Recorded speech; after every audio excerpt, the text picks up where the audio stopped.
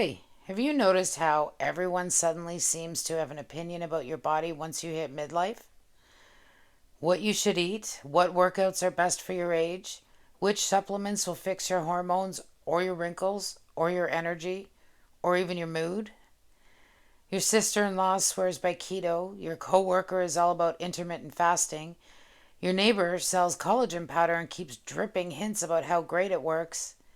And don't even get me started on what your social media feed is telling you about aging gracefully or not so gracefully. Sometimes it feels like the world has turned into one giant unsolicited advice column, and apparently, you are the featured topic.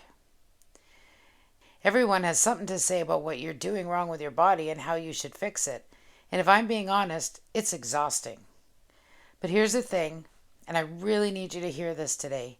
You don't need everyone's opinion to know what's right for your body because no one else lives in it, no one else walks in it, no one else prays over it and experiences it the way you do. Today we're talking about how to tune out the noise, trust your body's wisdom, and remember that God designed it and you on purpose. Not by accident, not as a rough draft that needs constant revision, but on purpose. So, welcome to Graceful Growth in Midlife. I'm Teresa, and we're talking about faith, health, and purpose in this point in life. And if I'm honest, I'm figuring this out right along with you. This podcast isn't about perfect answers or expert advice. It's not about me telling you I've got it all together, because I definitely don't. This is about real conversations that help us grow, one messy, beautiful, imperfect step at a time. Before we dive into today's episode, I want to invite you into something special. This December, I'm offering a free companion guide called The Season of Light, Finding Peace, Purpose, and Renewal in God's Presence. What if this year, instead of rushing through the holidays, you paused to prepare your heart? Instead of adding more to your plate, you made space for what truly matters. This guide will help you slow down, reflect, and rediscover the wonder of Christ's coming. Not just in December, but in every ordinary moment of your life. You can download it for free at thegracefulgrowth.com, of which I will put the links below, and it's actually available now. All right, let's get into today's episode. And I'll admit, today's topic, it hits close to home for me. Because just like a lot of women, I've spent years, decades really, listening to every expert, every new plan, every this will change your life fix. I've tried the diets, I've bought the supplements, I've followed the programs, I've done the things I was supposed to. And at some point, I realized something. I was drowning in other people's voices and completely ignoring the one that mattered most. The voice God gave me, the voice of my own body, the voice of wisdom that comes from slowing down, paying attention, and asking God, what do you want me to know right now? So today we're going to talk about that, about the noise, about the pressure, about why it's so hard to trust our own bodies in midlife, and about how to come back to a place of peace where you're not constantly trying to fix yourself, but learning to care for yourself with grace.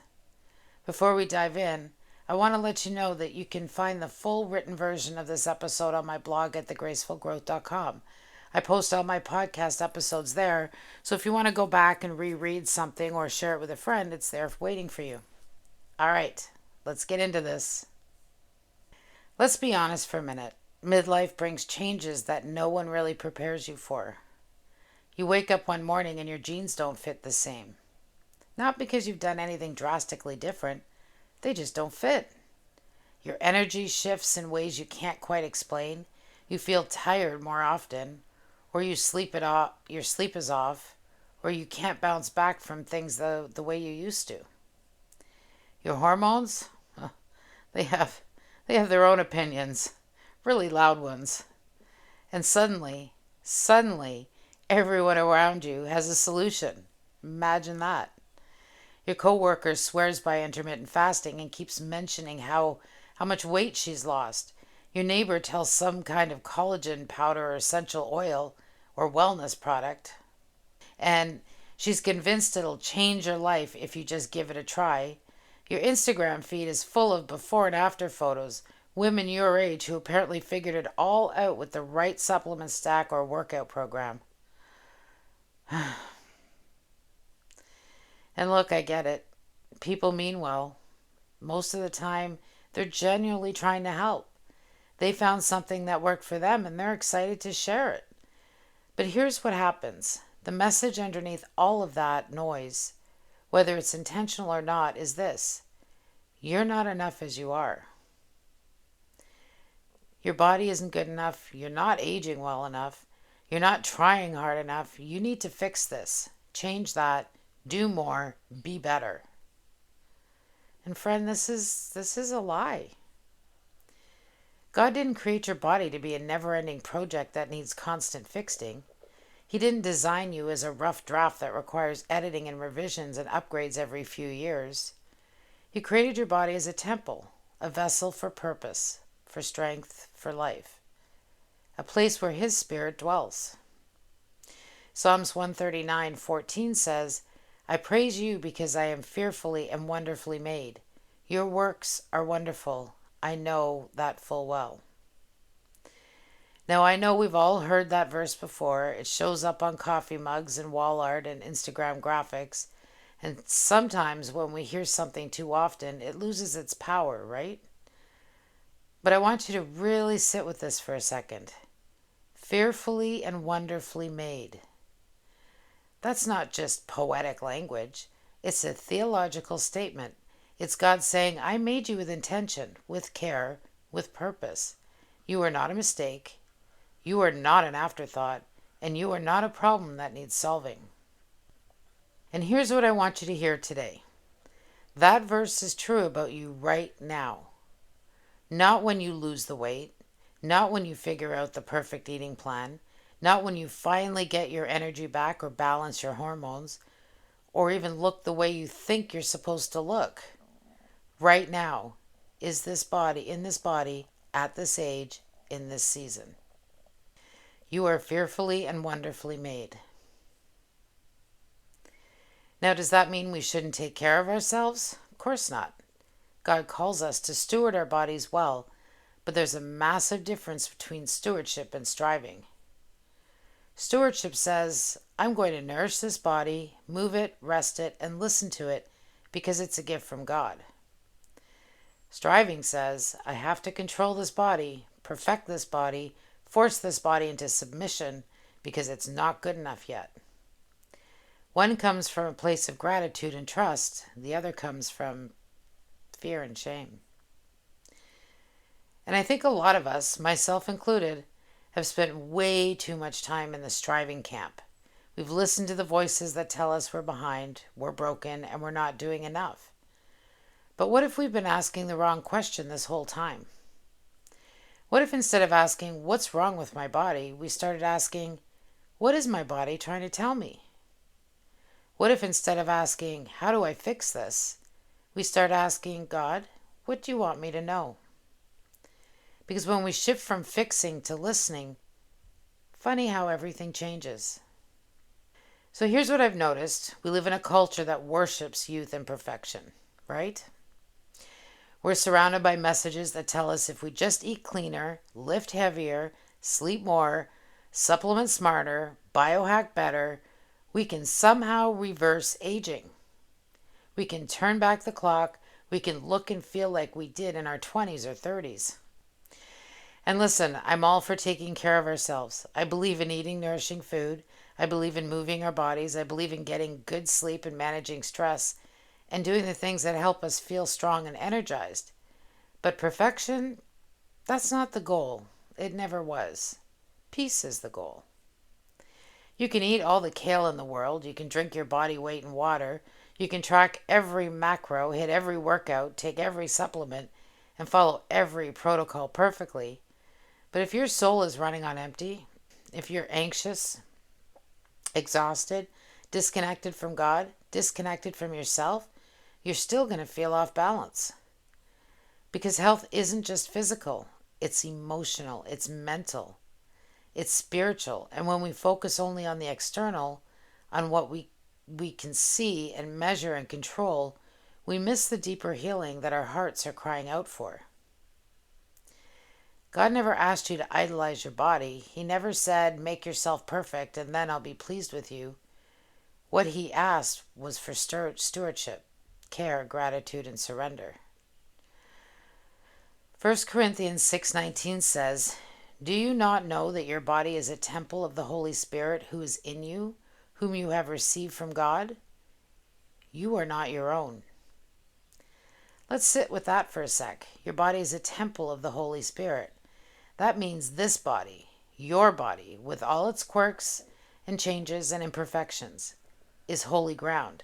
It's where God dwells. It's sacred space. It's not a renovation project. It's not something to be ashamed of or constantly apologize for. It's a temple. And here's what I've learned. When you start treating your body like a temple instead of a problem, everything shifts. You stop punishing it and start nourishing it. You stop forcing it and start listening to it. You stop comparing it to everyone else and start thanking God for what it can do. Because your body, it's been carrying you through every season of your life.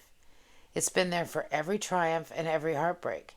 It's grown babies or grieved losses or powered through stress or healed from illness. It's not failing you, it's with you. And it deserves your kindness, not your criticism. So can we just agree to release the myth of perfect health? Can we stop chasing an impossible standard that was never meant for us in the first place? Because God doesn't need you to be perfect. He needs you to be present, to be surrendered, to trust Him with your body, your health, and your life. And when you do that, when you stop striving and start resting, that's when real transformation happens. Not because you finally got it all figured out, because you stopped trying to control everything and started letting God lead. After years, maybe even decades of dieting, pushing, fixing, and striving, it can be really hard to hear your body's own voice again. You may not trust your hunger anymore. You've been told for so long that hunger is the enemy, something to suppress or ignore or override with willpower. You may ignore your body's need for rest because rest feels lazy. Rest feels unproductive. Rest feels like giving up. You may even feel completely disconnected from your body, like your mind and your body are fighting each other instead of cooperating, like you're living from the neck up and everything below that is just something to manage and control. But what if your body isn't the enemy? What if it's actually the messenger trying to tell you what it needs to thrive? Think about it. God designed your body with built-in wisdom. Hunger tells you when you need fuel. Fullness tells you when you've had enough. Fatigue tells you when you need rest. And pain tells you when something's off balance. Your body is constantly communicating with you. The question is, are you listening? Because most of us have spent so long overriding these signals, pushing through fatigue, ignoring hunger, and numbing discomfort, that we've forgotten how to hear. We've learned to trust experts more than we trust ourselves. We've learned to follow plans more than we follow our own intuition.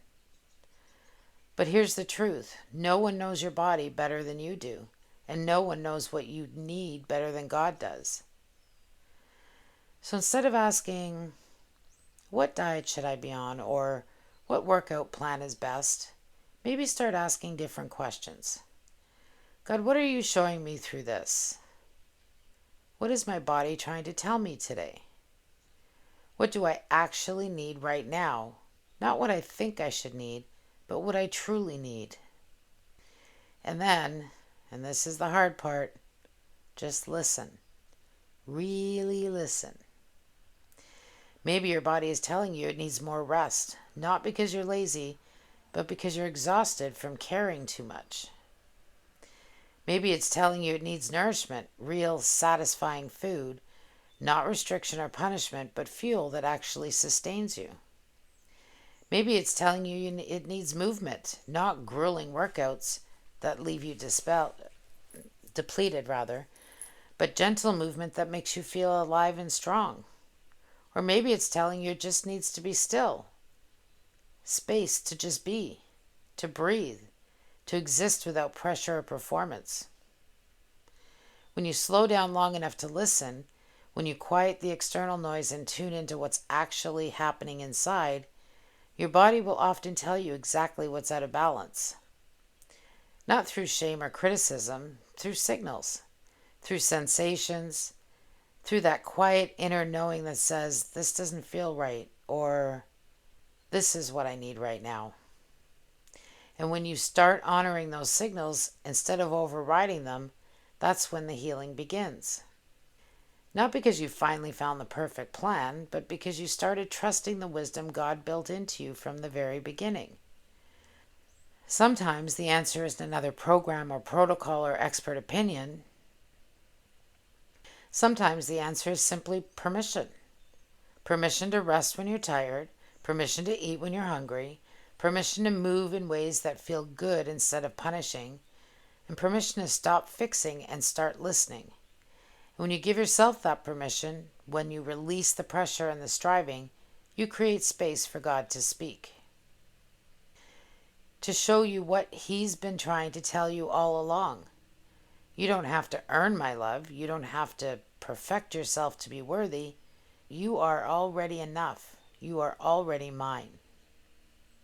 So I want to take a minute here to talk about something that I think gets overlooked in a lot of health and wellness conversations. And that's this. This isn't just a health conversation, it's a spiritual one.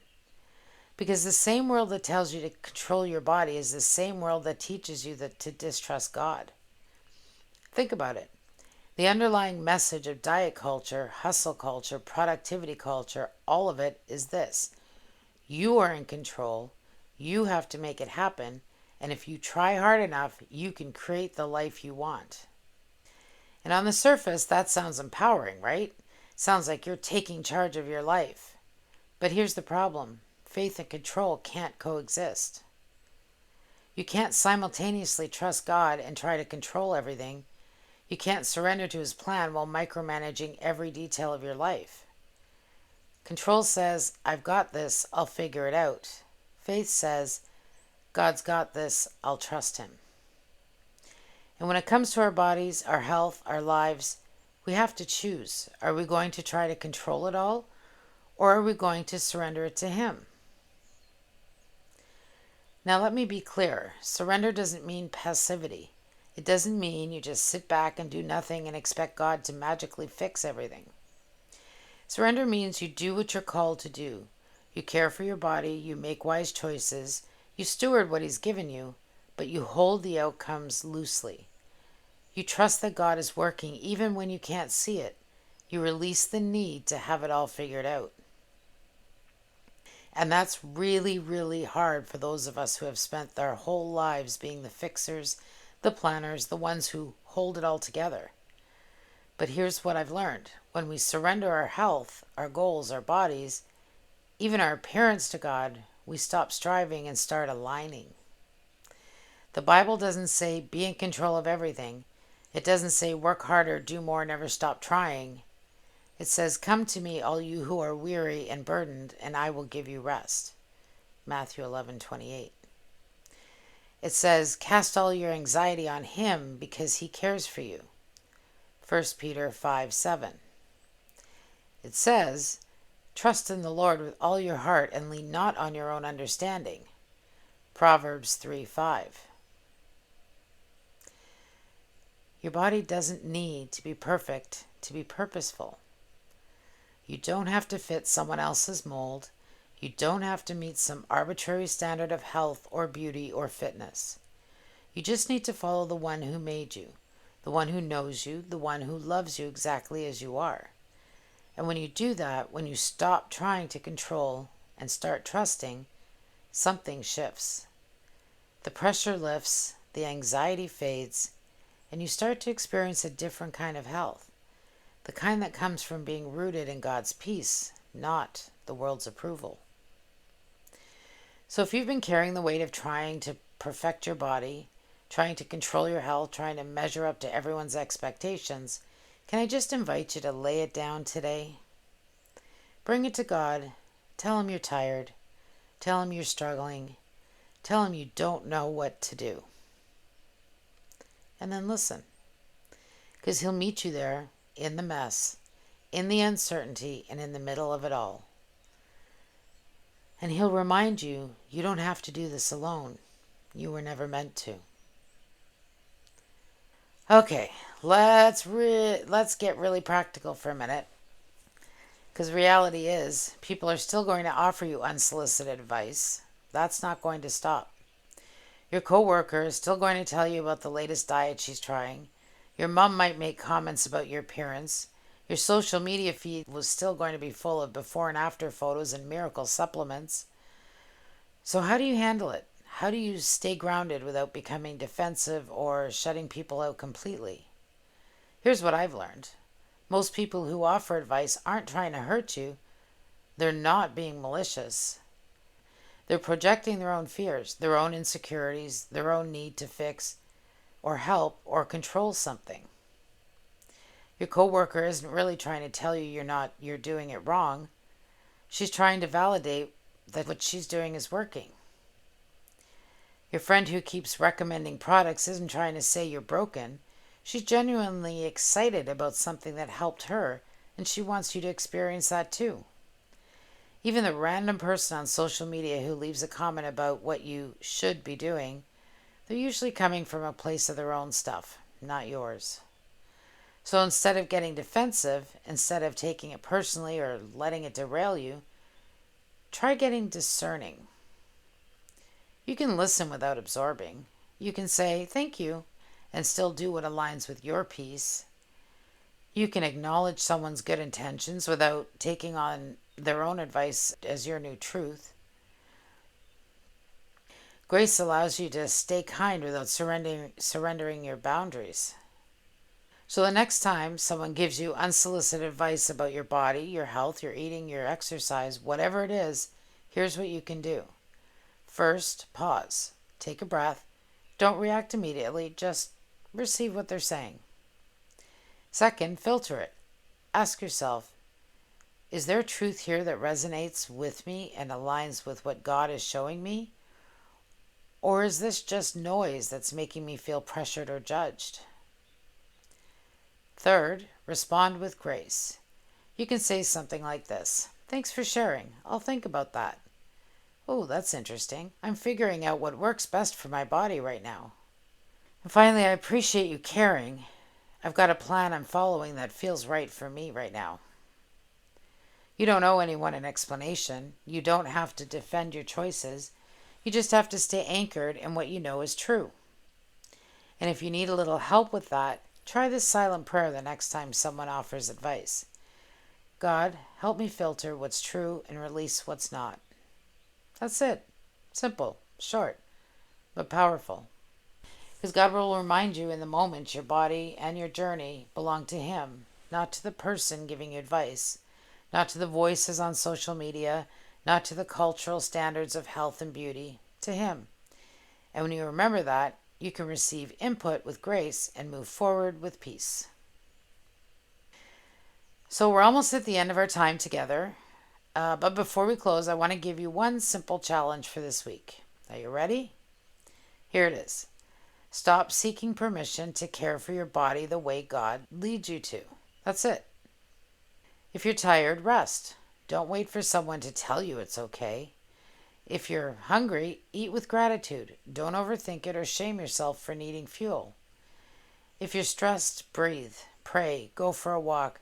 Do something that brings you back to center instead of punishing yourself or numbing out. This week, ask God to help you see your body not as a problem to fix, but as a partner in your purpose.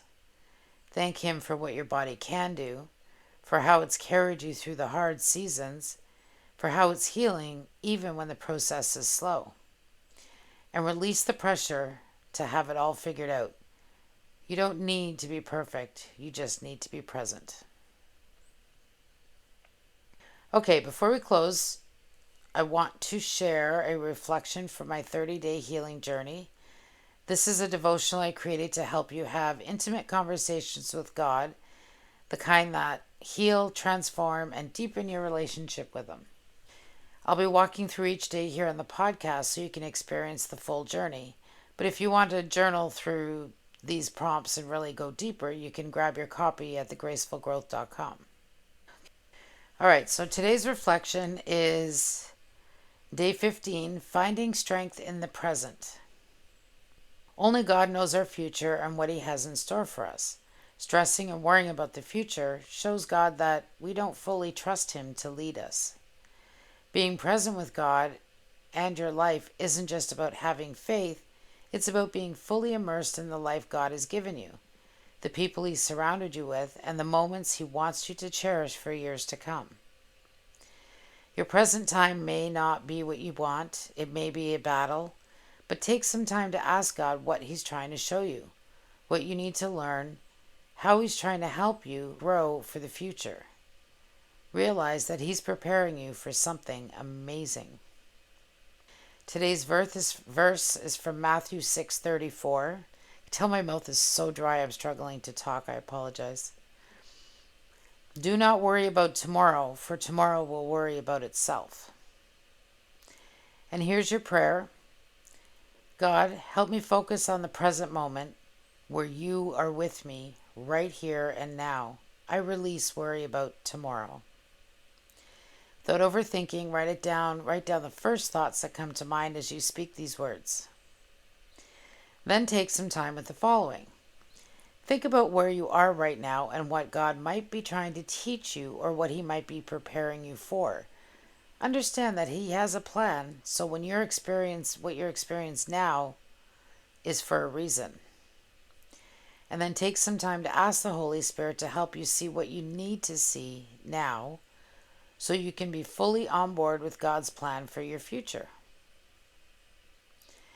Use these reflections to set aside some time this week for an intimate conversation with God. Okay, friend, you are not behind, you are not broken, and you are not too late. You are exactly where you're meant to be, in a body designed with intention and grace. If today's episode resonated with you, I'd love for you to do a couple of things.